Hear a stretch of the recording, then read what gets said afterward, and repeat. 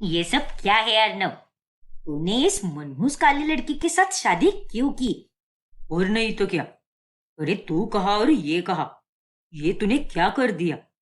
कर करके भी इतनी बदसूरत लड़की से शादी की। मैंने आपको पहले ही कहा था अर्नव के पापा, ये सब इस लड़की का ही किया है।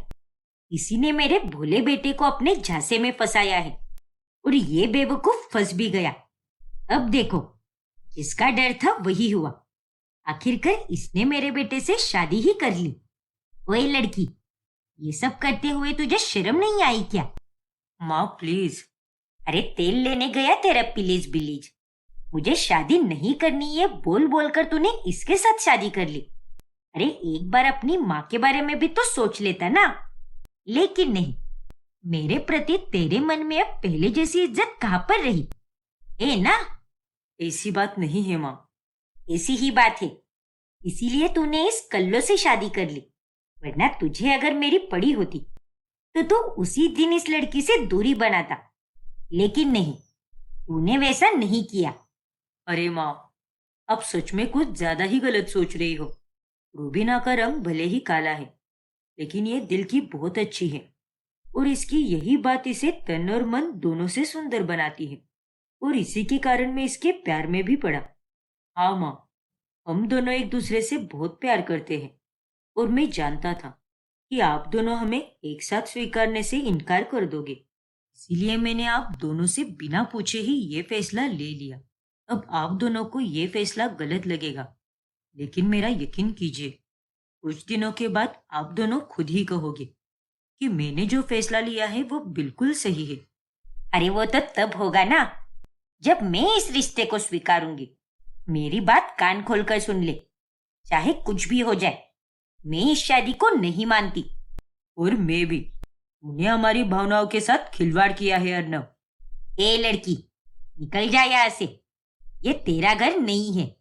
लेकिन माँ जी, मेरा काला होना मेरी कमी कैसे हो सकता है? देखो माँ, अगर रूबीना इस घर में नहीं रहेगी तो मैं भी यहाँ पर नहीं रहूंगा। अगर आप दोनों को मेरी खुशियां मंजूर नहीं है तो मैं भी इस घर को छोड़कर चला जाऊंगा यहाँ से। क्या? अब अर्नव रूबीना के साथ वहां से जा ही रहा होता है कि तभी। अरे रुक जाओ, तुम दोनों को कहीं जाने की कोई जरूरत नहीं है। क्या? इसका मतलब आप दोनों ने हमारे रिश्ते को स्वीकार किया? नहीं, लेकिन तेरी खुशियों के खातिर मैं इस लड़की को बर्दाश्त कर लूंगी, पर अपनी बहू नहीं मानूंगी। तू ये घर छोड़कर मत जा। अगर इस लड़की को यहाँ पर रहना है तो रहे, मुझे उससे कोई दिक्कत नहीं है। इतना कहकर कमला अपने कमरे में चली जाती है। जो कुछ भी कमला ने कहा है वही मेरा भी मानना है, लेकिन आज तूने जो भी किया है वो बहुत गलत है बेटा, और इसके लिए मैं तुझे कभी माफ नहीं करूंगा। पर पापा। इससे पहले कि अर्नव कुछ और कह पाता, तेजेंद्र भी वहां से चला जाता है। और ये सब देखकर रूबीना अब बहुत उदास होती है। मुझे लगा ही था कि ये सब होने वाला है, और वही हुआ अर्नव। तुम्हारी खुशी के लिए माँ जी और पापा जी ने मुझे घर में रहने की जगह तो दे दी, पर अपने दिल में कोई जगह नहीं दी। उन दोनों को वक्त लगेगा रूबीना, लेकिन तुम घबराओ मत और पूरे दिल से अपने बहू होने का धर्म निभाओ। मुझे पूरा भरोसा है कि एक ना एक दिन तुम उन दोनों के दिल में जगह जरूर बनाओगी। ठीक है अर्नव, मैं हार नहीं मानूंगी और अपने सास ससुर का दिल जीत कर ही रहूंगी। अब यही मेरा लक्ष्य है। ये हुई ना बात। अब रूबीना एक अच्छी बहू बनने की पूरी कोशिश करती है। फिर वो अगले दिन अर्नव से पूछकर तेजेंद्र और कमला के मनपसंद खाने के पदार्थ बनाती है। बताइए ना माँ जी पापा जी, कैसा बना है खाना? ठीक ही बना है। चलो अच्छा है। थैंक यू सो मच माँ जी। हमसे कोई प्यार और स्नेह की उम्मीद मत रखना तुम। हम तुम्हें सिर्फ अपने बेटे के लिए झेल रहे हैं, इसलिए अपना काम करो और चुपचाप इस घर में रहो। बाकी उसके आगे तुम्हें कुछ करने की कोई जरूरत नहीं है। फिर वो दोनों खाना खाकर अपने कमरे में चले जाते हैं। तभी वहां पर अर्नव आता है। रूबीना, माँ और पापा ने क्या कहा मैंने सब सुन लिया, लेकिन तुम फिक्र मत करो, और ये सब समय के साथ ठीक हो जाएगा। यही कहने वाले थे ना तुम? हाँ यार, मुझे पता है अर्नव, तुम मेरी चिंता मत करो। मैं अगर कुछ ठान लेती हूँ तो वो करके ही रहती हूँ। माँ जी और पापा जी के इन छोटे मोटे तानों से मैं कोई बेचारी बनकर रोती नहीं बैठने वाली। मैं तो उनका हृदय परिवर्तन करके ही रहूंगी। इतनी जल्दी हार मानने वालों में से नहीं है तुम्हारी बीवी। ये बात तो मैं भी जानता हूँ कि मेरी बीवी कोई कच्ची खिलाड़ी नहीं है, पर फिर भी रुबीना, तुम्हें बुरा तो लगा ही होगा ना। अरे चिल करो बाबा। दुनिया में पता नहीं लोग मुझे क्या क्या बोलते रहते हैं, लेकिन मैं किसी का बुरा नहीं मानती। मैं अपनी ही धुनकी में मस्त रहती हूँ। इसीलिए तुम भी बेफिक्र रहो मेरे प्यारे पतिदेव। ओके मेरी स्ट्रॉन्ग बीवी साहिबा। अर्नव के पड़ोस में एक ईरा नाम की लड़की रहती है। ईरा और अर्नव दोनों एक ही कॉलेज में पढ़ा करते थे। फिर जब ईरा ट्रिप से लौटती है तब वो अर्नव की शादी की खबर सुनकर हैरान रह जाती है। ओ हेलो, ये कोई पार्क नहीं है जो तुम यूं मुंह उठाकर चली आई हो अंदर। कौन हो तुम? चलो निकलो यहाँ से। ए लड़की, ये हमारे पड़ोस में रहने वाली ईरा है। अर्नव की दोस्त है ये। अच्छा, ये बात है क्या? सॉरी ईरा, वैसे मैं रुबीना हूँ। अरे यार, ये सब छोड़ो और ये बताओ वो अर्नव का बच्चा कहाँ पर है? मुझे मिलना है उससे। अरे क्या हुआ भाई, इतना शोर क्यों है यहाँ पर? अरे ईरा, तुम कैसी हो? मैं तो ठीक हूँ अर्नव, लेकिन तुमने जो किया है वो बिल्कुल भी ठीक नहीं है। अरे तुम तो मुझसे शादी करने वाले थे ना, मैं तुम्हारी दुल्हन बनने वाली थी। अरे हमने तो सब कुछ प्लान किया था और तुमने इस लड़की के साथ शादी कर ली। ये तो तुमने सरासर धोखा दिया है मुझे अर्नव। Not fair. अर्नव, ये लड़की है क्या बोल रही है? अरे कुछ नहीं बाबा, ऐसा कुछ भी नहीं है। ईरा की बातों का गलत मतलब मत निकालो। बचपन में हम दोनों ने एक दूसरे से वादा कर लिया था, वो भी खेल खेल में, और वो उसी बात को लेकर मस्ती में ये सब बोल रही है। नहीं अर्नव, ये सब मैं मस्ती में नहीं बोल रही। मैं तुमसे वाकई में शादी करने वाली थी। ओफो ईरा, अब बंद भी करो अपना ये नाटक। चलो, बिल्कुल सही टाइम पर आई हो तुम। आज सभी मिलकर नाश्ता करेंगे। फिर वो सब नाश्ता करने बैठते हैं, लेकिन ईरा अर्नव के साथ कुछ ज्यादा ही बातचीत करने लगती है। ये ईरा तो एकदम अजीब ही है। खुद को अर्नव का दोस्त बताती है, लेकिन इसकी हरकतें तो सारी गर्लफ्रेंड वाली है। खैर, बचपन के दोस्त हैं, शायद इसीलिए इतनी फ्री है इसके साथ।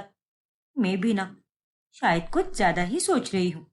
लेकिन ईरा को अर्नव पहले से ही अच्छा लगता है और वो उससे मिलने कई बार आया करती है। इस हीरा को कोई काम धंधे है कि नहीं, जब देखो तब अर्नव से मिलने आ जाती है। अरे रुबीना, मुझे मेरे कमरे से वो पंचिंग मशीन देना जरा। हाँ अर्नव, अभी लाती हूँ। अरे रुक जाओ रुबीना, तुम मत जाओ, मैं दे देती हूँ अर्नव को पंचिंग मशीन। लेकिन हीरा। अरे जाने दे उसे। उसे सब पता है कि अर्नव के कमरे में कौन सी चीज कहाँ पर रखी है। अरे वो तो एक प्रकार से इस घर के सदस्य ही है। ठीक है माँ जी, बड़ी आई अर्नव को पंचिंग मशीन देने वाली। मन तो करता है कि इसे ही पंच कर दूं। एक दो बार तो समझ आ जाता है, लेकिन ये लड़की तो बार बार मेरे पति के करीब आई जा रही है। फिर एक दिन। ए लड़की, ये तेरा मायका नहीं है, मेरा घर है और यहाँ पर मेरे तौर तरीकों के अनुसार ही रहना पड़ेगा। चल, अभी के अभी ये कपड़े बदल और कोई ढंग के कपड़े पहन ले। लेकिन माँ जी, इस कुर्ती में क्या बुराई है? अरे निर्लज्ज लड़की, इसे भी कोई कुर्ती बोलता है क्या? इतनी छोटी और अभद्र है। छी! अरे जाकर अपने बदन को ढकने जैसी कोई कुर्ती पहन ले। और देख लड़की, मैंने तुझे यहाँ पर रहने की अनुमति दी है, इसलिए मेरी इज्जत को मिट्टी में मत मिलाना और ये अभद्र कपड़े पहनकर अपना काला शरीर मत दिखाना मुझे। वैसे तो तू है ही बदसूरत और इन छोटे कपड़ों में और भी बदसूरत दिखती है तू। कमला की बातों से रुबीना को बहुत बुरा लगता है, लेकिन वो हमेशा की तरह उन पर ध्यान नहीं देती और अपने कपड़े बदलकर वो कमला के अनुसार ही रहती है। फिर जब अर्नव को ये बात पता चलती है, तभी। तुमने ऐसा क्यों किया रुबीना? माना कि तुम्हें माँ और पापा का दिल जीतना है, लेकिन इसका मतलब ये थोड़ी ना है कि तुम उनके गलत को भी सही कहोगे। तुम्हें जो कपड़े पहनने हैं वो तुम पहन सकती हो, वो तुम्हारी मर्जी है। इसीलिए मैं अभी जाकर माँ से इस बारे में बात करता हूँ। वो तुमसे इस तरह से बात नहीं कर सकती। अरे नहीं अर्नव, प्लीज ऐसा मत करो। देखो, मैं जानती हूँ कि मुझे जो अच्छा लगता है वो मैं पहन सकती हूँ, पर एक प्रकार से सोचा जाए तो माँ जी की बात भी बिल्कुल सही है। मेरे कोई कोई कपड़े कुछ ज्यादा ही बोल्ड होते हैं, इसीलिए मैं अब से वो कपड़े बिल्कुल नहीं पहनूंगी। ठीक है रुबीना, जैसे तुम्हें सही लगे। बस तुम अपने मन को मारकर कुछ भी मत करना। जिसमें तुम्हें खुशी मिले वही करना। लेकिन अब कमला जानबूझकर रुबीना के साथ बुरी तरह से पेश आती है। ऐसे ही एक रोज, अरे कहाँ जा रहे हो तुम दोनों? अरे माँ, आज मुझे छुट्टी है, इसीलिए मैंने ये सोचा कि मैं और रुबीना साथ मिलकर कहीं घूमकर आ जाए। क्या? ये तो क्या बकवास कर रहा है? नहीं नहीं, ए लड़की, तू इसके साथ कहीं भी नहीं जाएगी। चुपचाप घर पर बैठ। लेकिन क्यों माँ जी?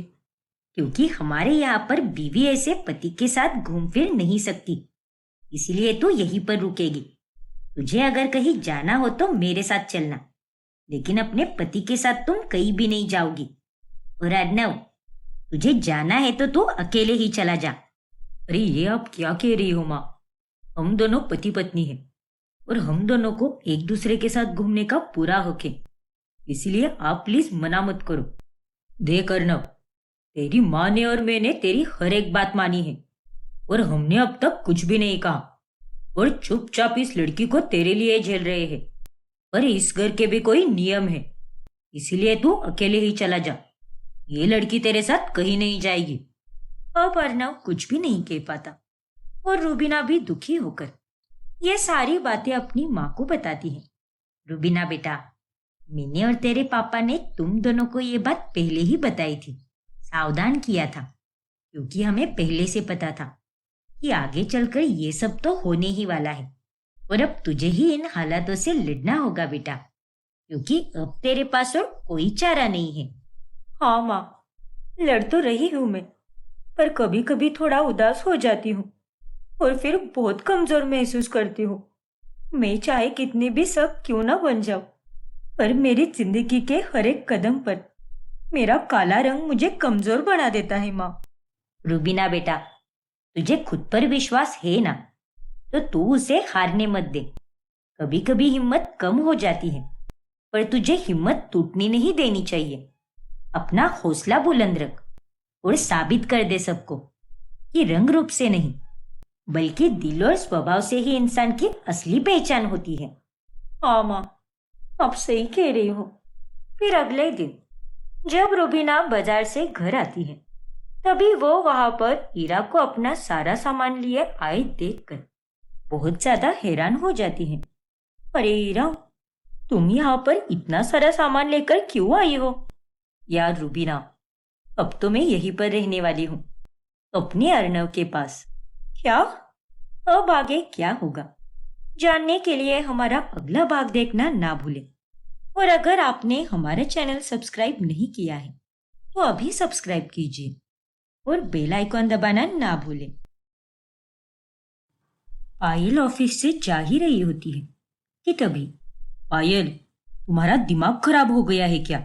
ऐसे आधा अधूरा काम छोड़कर तुम कहाँ जा रही हो? सर, मेरी सास का एक्सीडेंट हो गया है, मुझे जाना ही होगा। प्लीज आज के दिन एडजस्ट कर लीजिए। अरे पिछले 2 से 3 महीने से तुम्हारा यही नाटक चल रहा है, कभी ये तो कभी वो। सर मैं जानती हूँ, मेरे कारण यहाँ पर बहुत दिक्कतें हो रही है, लेकिन मैं आपसे वादा करती हूँ, मैं जितने भी घंटे जा रही हूँ उतने घंटों का काम मैं बाद में निपटा दूंगी।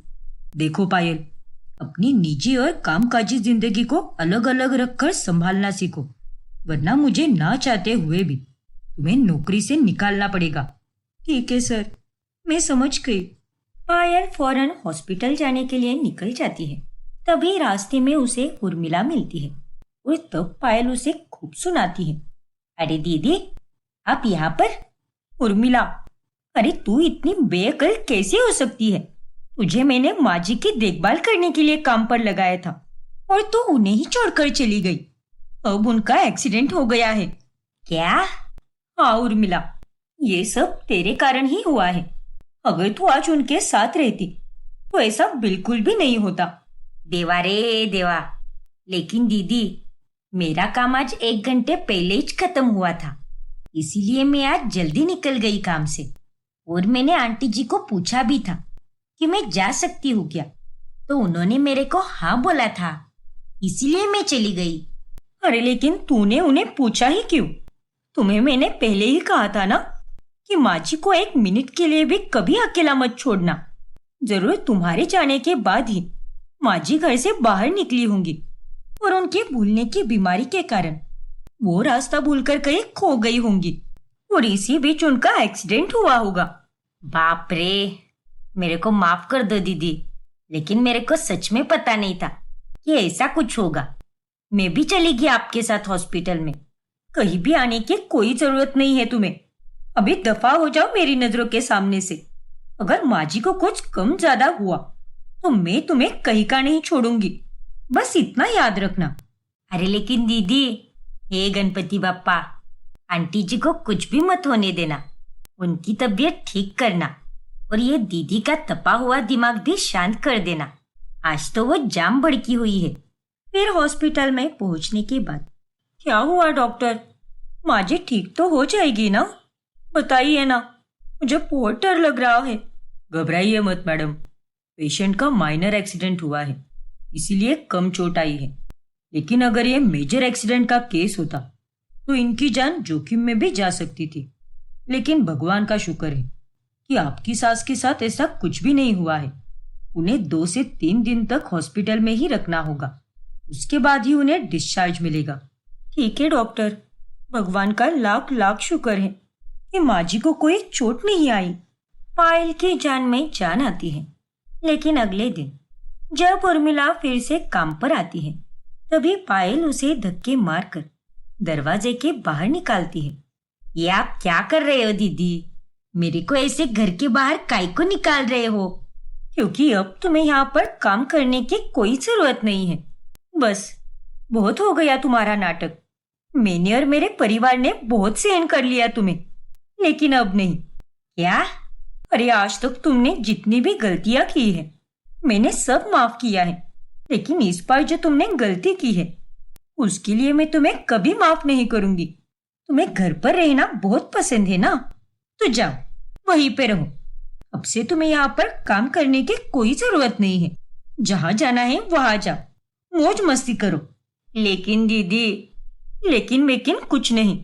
अरे तुम एक नौकरानी हो, तुम्हें तुम्हारी औकात में ही रखना चाहिए था। लेकिन हमने तो तुम्हें एक परिवार का सदस्य माना और यही हमारी गलती थी। तुम जैसे नालायक लोग बस बेशर्म होते हो। किसी के एहसानों की कोई कीमत नहीं होती तुम्हें। लेकिन आज के बाद मुझे अपनी ये मनहूस शक्ल कभी मत दिखाना, समझी कि नहीं? ऐसा मत बोलो ना दीदी। अरे मैं किधर जाएगी? मेरा एक ही काम है, और अगर आप मेरे को ऐसे काम से निकाल देगी तो मेरे खाने पीने के वांदे हो जाएंगे। मेरे को एक आखिरी बार मौका दे दो दीदी। मैं आपसे हाथ जोड़कर माफी मांगती है, प्लीज दीदी, आपसे विनती करती हूँ मैं। नहीं उर्मिला, अब पानी सर के ऊपर जा चुका है। तुम एक गैर जिम्मेदार औरत हो और अब तुम्हारे भरोसे मैं अपनी सास और छोटी बेटी को हरगिज नहीं छोड़ सकती। चलो निकलो यहाँ से। अभी तो मैंने तुम्हें धक्के मारकर निकाला है, लेकिन 2 मिनट में अगर तुम नहीं गई तो मैं तुम्हें थप्पड़ भी मार सकती हूँ। मोहल्ले वालों के सामने पायल उर्मिला का खूब अपमान करती है और उर्मिला बेबस होकर वहां से चली जाती है। फिर उर्मिला के जाने के बाद अब घर के सारे काम का लोड पायल और अरविंद पर ही आता है। तुमने जो भी किया बिल्कुल सही किया पायल। उस उर्मिला को रखकर अब कोई फायदा नहीं। 1 नंबर की लापरवाह और बेवकूफ औरत है वो। हाँ अरविंद, वैसे पायल, मेरे पेट में चूहे डिस्को डांस कर रहे हैं। बहुत जोरों की भूख लगी है यार। क्या बनाया है खाने में? अरविंद, थकान के कारण मुझ में अब इतनी ताकत ही नहीं रही कि मैं कुछ खाने के लिए बनाऊं। इसलिए आज हमें बाहर से ही खाना मंगवाना होगा और कल से हमें 1-1 घंटा जल्दी उठना होगा। और सारे कामों को बांटना होगा। क्या? हाँ अरविंद, अभी नई नौकरानी आने तक हमें ही घर के सारे काम करने होंगे और मैं अकेले घर के सारे काम नहीं कर पाऊंगी। तुम्हें भी मेरा हाथ बटाना होगा, बाकी मैं कुछ नहीं जानती। ठीक है पायल, अब क्या ही कर सकते हैं, मजबूरी है तो करना ही पड़ेगा। मैं सारे रसोई के काम निपटा लूंगी और तुम तब तक कपड़े धोकर झाड़ू पोछा कर देना। क्या? अरे पागल वागल हो गई हो क्या तुम? हाँ तो उसमें क्या हुआ, मुझे तुमसे ज्यादा काम होगा रसोई में। पहले नाश्ता बना, फिर दोपहर का टिफिन, फिर सारे बर्तनों को धोकर रखना होगा, फिर ईशु को स्कूल के लिए रेडी भी करना होगा, उसके बाद फिर ट्रेन पकड़कर जॉब पर जाना होगा। इसीलिए कह रही हूँ, मुझे भी बहुत काम है। और तुम अब अपनी बहानेबाजी बंद करो और इज्जत से काम करो। कोई ना नुकुर नहीं सुनना है मुझे। देखो पायल, मैं तुम्हें पहले ही बता दे रहा हूँ, मुझसे जैसे हो पाएगा मैं वैसे ही सारा काम करूंगा। मुझसे ज्यादा उम्मीदें मत रखना। इस तरह अब अरविंद और पायल आधे आधे काम बांट लेते हैं। मम्मा मम्मा, मेरी चोटी बांध दो ना जल्दी, और मुझे आज आपके हाथ से ही खाना खाना है। ओफो ईशु, तुम देख रही हो ना मम्मा कितने सारे कामों में उलझी हुई है। अरे कोई बात नहीं बहू, ईशु बिटिया, मैं बांध देती हूँ तेरी चोटी और साथ ही तुझे नाश्ता भी खिलाती हूँ। ठीक है दादी?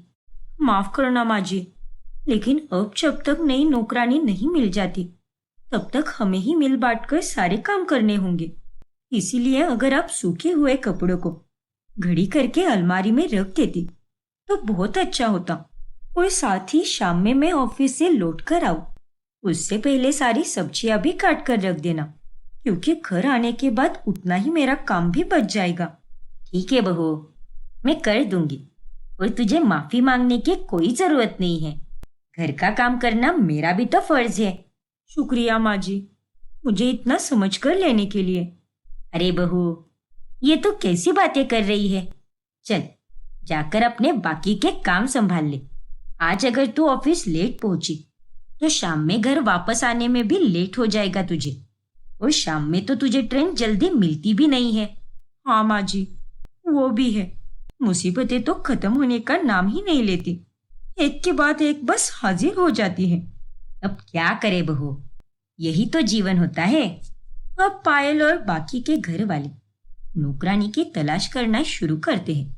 यार मिहिका, अगर तेरे पहचान में कोई नौकरानी होगी तो बता देना मुझे। पूरे 12 घंटे के लिए चाहिए मुझे नौकरानी। यार पायल, माफ करना बहन, लेकिन सच कहूँ तो मेरी पहचान में ऐसी कोई भी नौकरानी नहीं है। उल्टा तू ही मुझे कोई नौकरानी ढूंढ कर दे। मेरी चचेरी बहन को अभी हाल ही में एक बच्चा हुआ है, इसीलिए उसे अपने घर पर नौकरानी रखनी है। उसकी पुरानी नौकरानी को अचानक से गांव जाना पड़ा, इसीलिए। हे भगवान, अब मैं क्या करूं? अरे लेकिन तेरी नौकरानी को क्या हुआ है?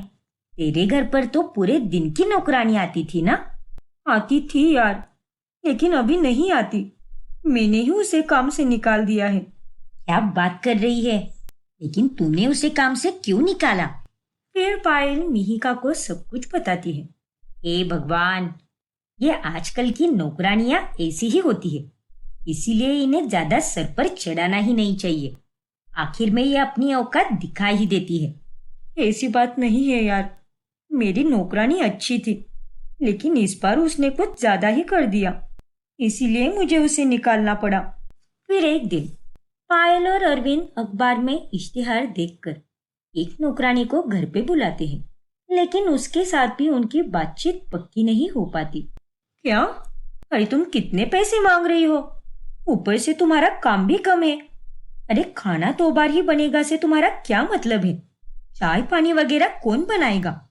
और माँ जी को अगर कुछ खाने का मन करे या फिर मेरी बेटी को कुछ खाने का मन करे तो वो तो तुम्हें बनाना ही होगा ना। नहीं रे बाबा, देखो मैम साहब, मैंने आपको पहले ही बता दिया है कि मैं एक्स्ट्रा का काम करेगा ही नहीं, इसलिए फुकट का मगजमारी नको। आपको परवड़ता है तो बोलो, वरना मैं निकलती है। मेरे पास इतना भी फालतू का टाइम नहीं है। अरे काम वाली होकर कितने तेवर दिखा रही हो। जाओ जाओ। हमें भी तुम्हारी जैसी नौकरानी बिल्कुल नहीं चाहिए। एक नौकरानी होकर खुद को बड़ी महारानी समझ रही हो। सच में पायल, आजकल के जमाने में नौकरानी ढूंढना मतलब रेगिस्तान में पानी ढूंढना। नौकरानी ना मिलने के कारण वो लोग बहुत परेशान हो जाते हैं। वही दूसरी तरफ, अरे ओ उर्मिला, इधर चली रे। आज तो दोपहर के वक्त इधर काम पर नहीं गई क्या आज? नहीं चमेली। क्यों रे, क्यों नहीं गई काम पर? वो मेरी दीदी ने मुझे काम से निकाल दिया ना, इसीलिए। आयुष शपथ, देखा ये सारी मैडम लोग ऐसे ही होती है। शुरुआत में तो मीठा मीठा बोलकर अच्छे से अपना काम निकलवाते हैं, लेकिन बाद में अपनी औकात दिखाई देते हैं। अरे नहीं नहीं, ऐसी बात नहीं है। दरअसल मेरी ही लापरवाही थी, इसीलिए उन्होंने मुझे काम से निकाल दिया। क्या? उर्मिला अपनी बाकी काम वाली सहेलियों को सब कुछ विस्तार में बताती है। क्या बोलना आजकल के मैडम लोगों को। अरे तुझे क्या कोई सपना आया था क्या कि वो बुढ़िया बाहर निकलेगी और उसका एक्सीडेंट भी हो जाएगा? अरे जाने दे, तो ये सब छोड़ दे और हमारी तरह अलग अलग घरों में जाकर काम कर ले। ये दिन भर की ड्यूटी वालों का काम ऐसे ही होता है। हाँ मुनमुन, अभी मैं अपने लिए नया काम ढूंढ रही हूँ। तुम लोग भी देखो ना जरा, मेरे को काम की बहुत जरूरत है। हाँ रे, तो टेंशन वेंशन मत ले। मैं और चमेली जल्द से जल्द तेरे वास्ते नया काम ढूंढते हैं, ठीक है ना? ठीक है मुनमुन, लेकिन जल्दी ढूंढना। हाँ। वही घर और बाहर की जिम्मेदारियों को अकेले संभालते हुए पायल की हालत भी खराब हो जाती है। पायल, ये सब क्या चल रहा है तुम्हारा? ये ऑफिस है, कोई धर्मशाला नहीं। आज फिर से तुम 1 घंटा लेट हो। हाँ मैं जानती हूँ सर, और इसका मतलब ये है कि अब मुझे आज 1 घंटा एक्स्ट्रा रुककर काम करना होगा। इसीलिए अब आप मुझे कोई भाषण मत दो। पहले ही मेरा दिमाग खराब हो चुका है, तो आप और मत कीजिए। पायल का गुस्सा देखकर उसके बॉस की भी बोलती बंद पड़ जाती है। फिर एक दिन जब यीशु के स्कूल में मीटिंग होती है, तभी तुम्हारे कहने का क्या मतलब है अरविंद? अरे तुम्हारे ऑफिस में तुम एक दिन लेट जाओगे तो चल जाएगा, लेकिन मेरा अब कई बार हो चुका है। इसलिए यीशु की पेरेंट टीचर मीटिंग में तुम्हें ही जाना होगा। फिर मीटिंग अटेंड करने के बाद ही तुम वहां से ऑफिस चले जाना। नहीं पायल, अरे तुम्हें अगर यकीन नहीं हो रहा तो ये लो, मेरे बॉस से पूछ लो फोन पर। हमारे ऑफिस में आज क्लाइंट्स आने वाले हैं और उनके सामने हर एक एम्प्लॉय का मौजूद रहना बहुत जरूरी है। एक तरह से आज इंस्पेक्शन होने वाला है, इसलिए मुझे आज जल्दी पहुंचना है। प्लीज पायल, तुम ही जाओ ना यीशु की स्कूल में और मुझे माफ करो, लेकिन मैं भी इसमें क्या कर सकता हूँ यार। ठीक है अरविंद, तुम जाओ अपने ऑफिस, जहाँ इतने दिनों से मैं बॉस की डांट सुनती आ रही हूँ। वही आज अपनी बेटी के लिए एक बार सुन लूंगी। कोई बात नहीं। पायल को अब यीशु की स्कूल की मीटिंग अटेंड करनी पड़ती है और वो उसके बाद ही अपने ऑफिस चली जाती है। आज फिर से मुझे देर तक काम करना होगा। हे भगवान, हर दिन नई मुसीबत। ये कैसा जीवन है? कुछ तो कीजिए, मुझे अकेली से ये सब नहीं हो पा रहा। फिर रात होने पर ट्रेन में भीड़ मिलने के कारण उसकी हालत और खराब हो जाती है और घर तक पहुंचने पर वो गेट के पास ही बेहोश हो जाती है। अब आगे क्या होगा जानने के लिए हमारा अगला भाग देखना ना भूलें। और अगर आपने हमारा चैनल सब्सक्राइब नहीं किया है तो अभी सब्सक्राइब कीजिए और बेल आइकन दबाना ना भूलें। अरे ये तुम दोनों क्या बकवास कर रहे हो? इतना तो कुछ भी नहीं हुआ है जितना तुम बतंगड़ बना रहे हो। अरे मामूली झगड़ों के कारण तुम दोनों घर का बंटवारा क्यों करना चाहते हो? ये बात कोई मामूली बात नहीं है भैया, और आप हमें नहीं रोक सकते। देवर जी, झगड़े किस घर में नहीं होते, लेकिन सब साथ मिलकर रहते हैं। ऐसे बंटवारा थोड़ी ना करते हैं। प्लीज ऐसा मत कीजिए। और क्या हो गया है आप दोनों को? आखिर आप दोनों इतना गुस्सा क्यों करने लगे हो? और क्या कमी रह गई थी मेरी तरफ से? मैंने तुझे हमेशा अपने बच्चे की तरह समझा है, लेकिन फिर भी तू मुझसे इतनी नफरत करने लगा है। क्यों छोटे, आखिर ऐसी कौन सी बात है? इन दोनों की बातों में मत आओ शौर्य। ये दोनों तो फिर से तुम्हें बहला फुसलाकर अपने पास कर लेंगे, क्योंकि इन्हें अच्छी तरह से पता है कि घर का बंटवारा अगर कर दिया तो इन्हें तुम्हारे पैसे नहीं मिलेंगे, और इसीलिए ये दोनों अब इतने भावुक हो रहे हैं। बदतमीजी मत करो रितिका, हम सुनकर ले रहे हैं इसका मतलब ये नहीं है कि तुम जो मन में आया बोलती जाओ। भूलो मत, तुम अपने जेठ से बात कर रही हो। आप भी मत भूलिए भैया कि ये मेरी बीवी है रितिका, और आज हम अभी इसी वक्त ऊपर शिफ्ट करेंगे। मैं आदमियों को बुलाकर सारा सामान ऊपर रखवाता हूँ। हाँ शौर्य, यही सही रहेगा। लेकिन देवर जी, रहने दो अमृता, इन दोनों को जो करना है करने दो। बहुत घमंड आ गया है इन दोनों में। मिहिर गुस्सा होकर वहां से चला जाता है और शौर्य और रितिका अब ऊपर रहने चले जाते हैं। वो वहां पर सब कुछ फिर से नया कर देते हैं। अलग रसोई, अलग बाथरूम, और साथ ही नया टीवी, फ्रिज, एसी, ये सब भी लाते हैं। अब यहाँ पर कितना सुकून महसूस हो रहा है।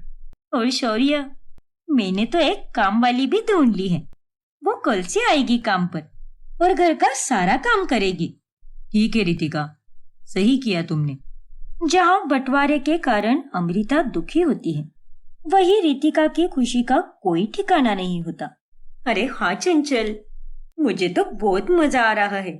अब मैं अपने हिस्से को ऐसे सजाऊंगी कि जो भी आए देखता ही रह जाए, और अब से मुझे उस मनहूस जेठानी की शक्ल भी देखनी नहीं पड़ेगी। हाँ, ये बात तो तूने एकदम सही कही, लेकिन तू तो बड़ी कंजूस निकली। अरे अब ऐसे क्यों बोल रही है तू? तो फिर क्या बोलूं मैं? अरे मैंने तुझे यहाँ तक आने के लिए कितनी मदद की है, और तू मुझे एक छोटी सी पार्टी तक नहीं दे सकती। अब तो मैडम सेठानी बन चुकी है ना।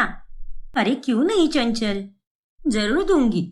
अगले हफ्ते शौर्य 2 दिन के लिए बिजनेस ट्रिप पर जा रहा है, तभी तुम आ जाना। हम पूरी रात मजे करेंगे। ओके बहन, चलेगा। अब रितिका बस महारानी की तरह आराम ही फरमाती है और हुक्म चलाती है, क्योंकि उसका सारा काम नौकरानी मोगरा ही करती है। अच्छा मीन साहब, एक बात पूछूं क्या? हाँ पूछो ना मोगरा। आपका और नीचे वालों का क्या 36 का आंकड़ा है क्या? नहीं, मेरे को कुछ करने का नहीं है, लेकिन बस ऐसी पूछ रही है मैं। क्यों रे, तुझे क्यों चाहिए इतनी पंचायत? ताकि तुम सारी खबर सुनकर मोहल्ले में सबको जाकर ढिंडोरा पीट दो, है ना? बाई बाई, ऐसा कुछ भी नहीं है मीन साहब। मैं ऐसे एड़े चाले नहीं करती हूँ। मैं बहुत शरीफ औरत हूँ।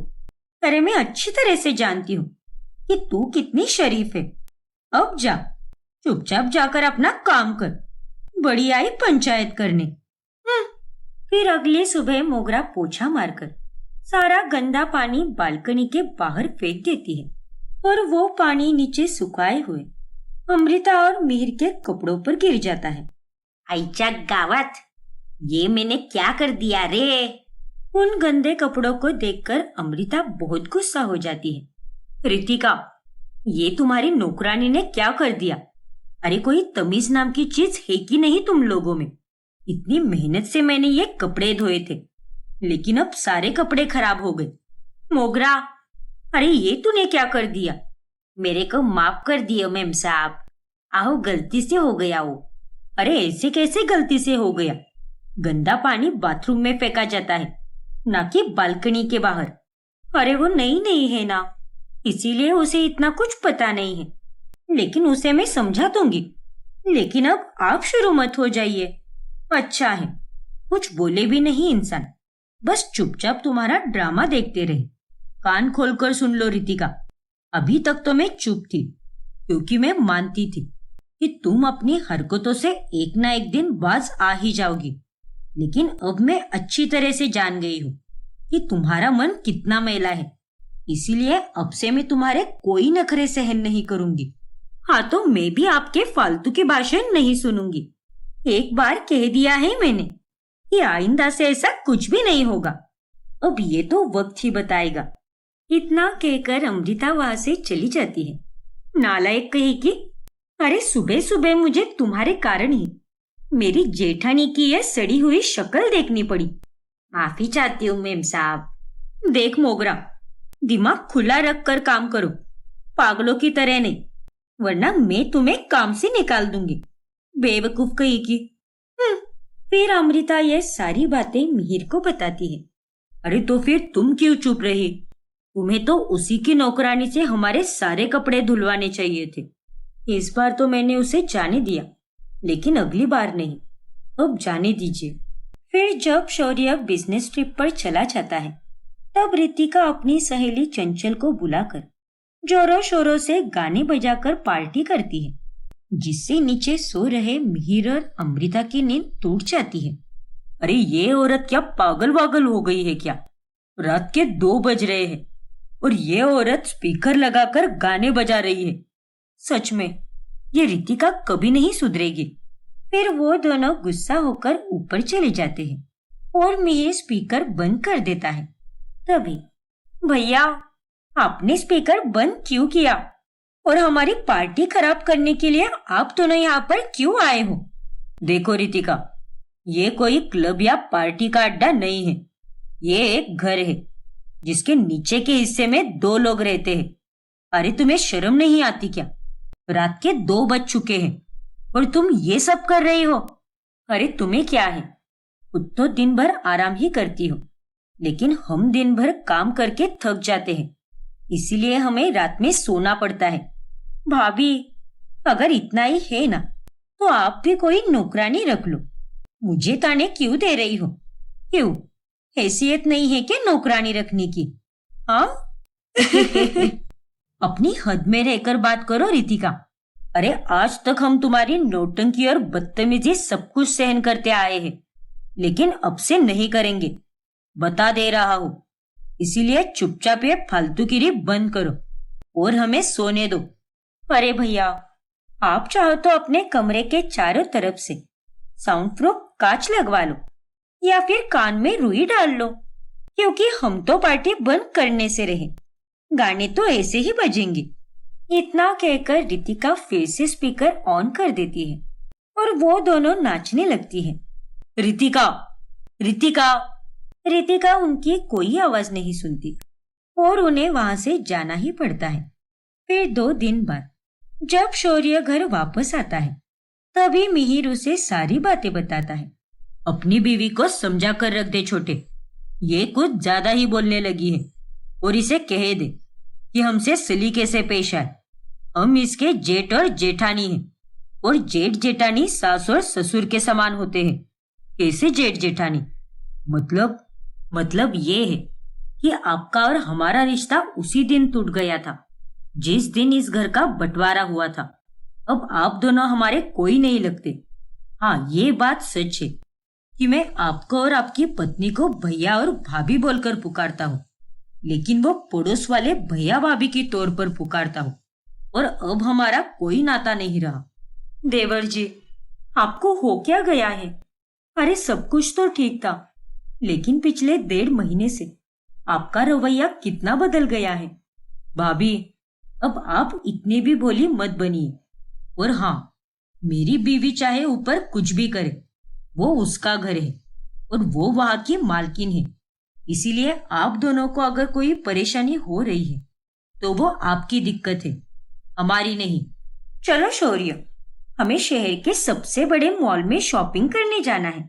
इन जैसे डाउन मार्केट लोगों के साथ बात करके समय मत गवाओ। हाँ रितिका।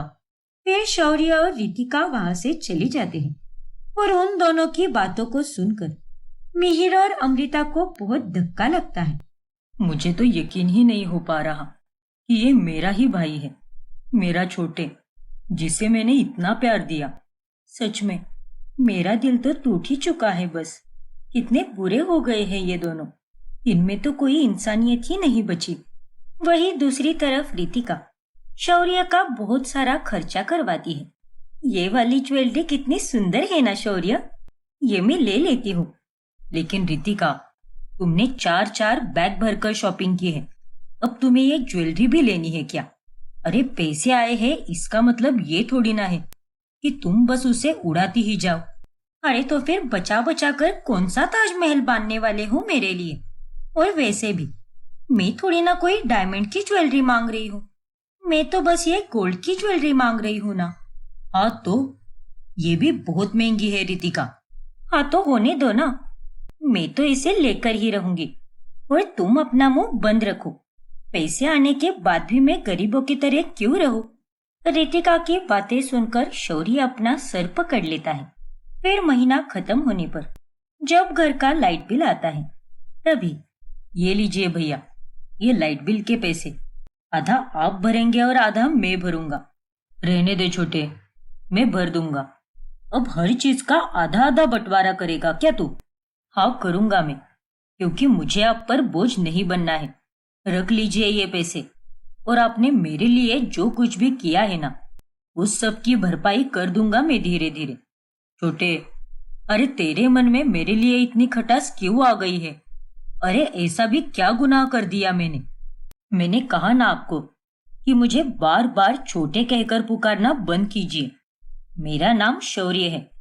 अरे चुप बैठ, चाहे कुछ भी हो जाए, लेकिन तू मेरा छोटे ही रहेगा। ये देख, मैं नहीं जानता कि तेरे मन में मेरे प्रति इतना गुस्सा क्यों है, लेकिन मैं तुझे इतना जरूर बताना चाहूंगा कि मैं हमेशा तुझसे प्यार करता था, आज भी करता हूँ और हमेशा करता रहूंगा। लेकिन शौर्य मिहिर की बातें अनसुनी कर देता है और वो वहां से चला जाता है और बेचारा मिहिर फिर से दुखी हो जाता है। फिर एक दिन शौर्य अपनी नई कार लाता है। तभी अमृता और मिहिर उसे देखकर बहुत खुश हो जाते हैं, लेकिन कार के आते ही रितिका सेल्फीज खींचने लगती है। अरे रितिका, सेल्फीज खींचना बंद करो और जाकर आरती की थाली लाओ और कार पर टीका लगाकर उसकी आरती उतारो। आप मुझे मत बताओ क्या करो और क्या नहीं, जब देखो तब खुद को महान समझती रहती हो। लेकिन रितिका, भाभी ने कुछ गलत नहीं कहा है। अब जाकर आरती की थाली लाओ। इतना तो तुम्हें पता होना चाहिए कि घर में नई चीज आने पर उसकी पूजा की जाती है। ठीक है, अभी लाती हूँ मैं। फिर रितिका आरती की थाली लाकर कार की पूजा करती है। बधाई हो छोटे, तुम्हारी ये नई कार देखकर मुझे बहुत खुशी और गर्व महसूस हो रहा है। ओफो भैया, आप और आपकी बीवी दोनों भी कितने बेशर्म हो। अरे हम लोग आपसे बात नहीं करना चाहते, लेकिन फिर भी मुंह उठाकर हमारे पास चले आते हो। अब जाओ, अंदर जाओ और हमारी खुशियों में शामिल होने की कोई जरूरत नहीं है। लेकिन रितिका, हमारी कार आपकी कार से कई ज्यादा महंगी और कई ज्यादा सुंदर है, इसीलिए मैं बिल्कुल नहीं चाहती कि आप दोनों हमारी कार पर नजर लगाओ।